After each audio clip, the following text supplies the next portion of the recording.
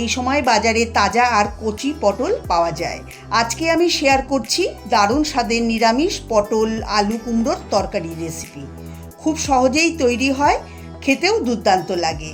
এই নিরামিষ তরকারি আপনারা রুটি পরোটা ভাতের সঙ্গে খেতে পারেন।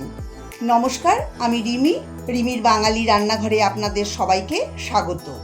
চলুন তাহলে দেখে নিই এই তরকারি বানাতে কি কি লাগছে। এখানে আমি পটল কুমড়ো আলু কেটে নিয়েছি।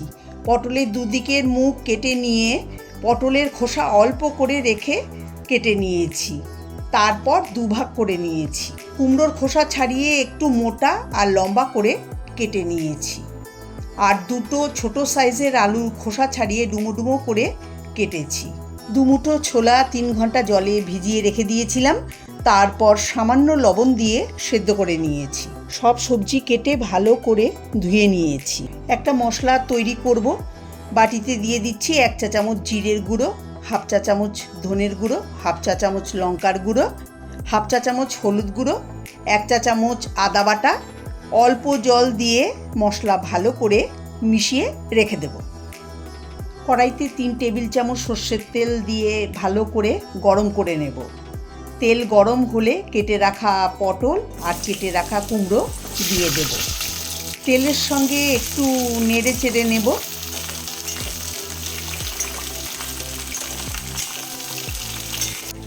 ভাজার সময় অল্প হলুদ দিয়ে ভেজে নেব, তাহলে কালারটা সুন্দর হবে।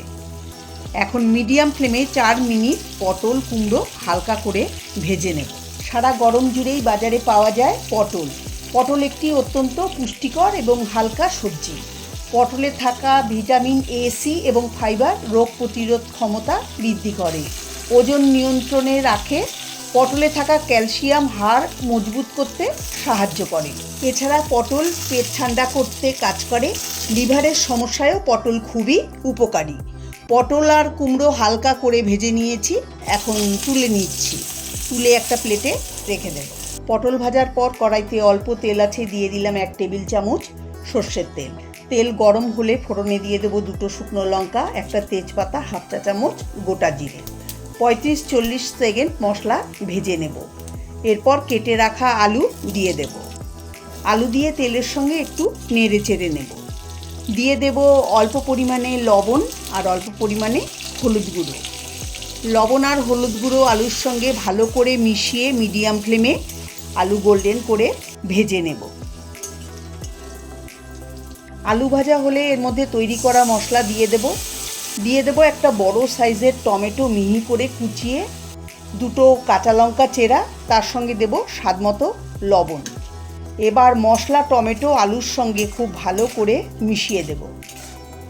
লো ফ্লেমে 2-3 মিনিট মশলা টমেটো কষিয়ে নেব।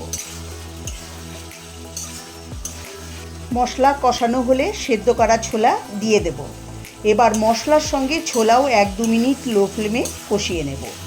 ছোলা এইভাবে মশলার সঙ্গে কষিয়ে নিলে স্বাদটা খুবই ভালো হবে। ছোলা দিয়ে 1-2 মিনিট কষিয়ে নিয়েছি। এরপর দিয়ে দেব আগে থেকে ভেজে রাখা পটল কুমড়ো। মশলার সঙ্গে ভালো করে মিশিয়ে দেব। 2 মিনিট মশলার সঙ্গে কষিয়ে নেব।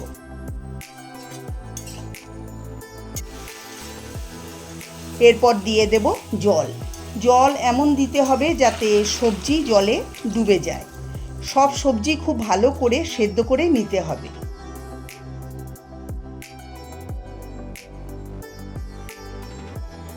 ঝোল ফুটতে শুরু করলে ঢাকা দিয়ে মিডিয়াম টু লো ফ্লেমে 7-8 মিনিট রেখে দেব।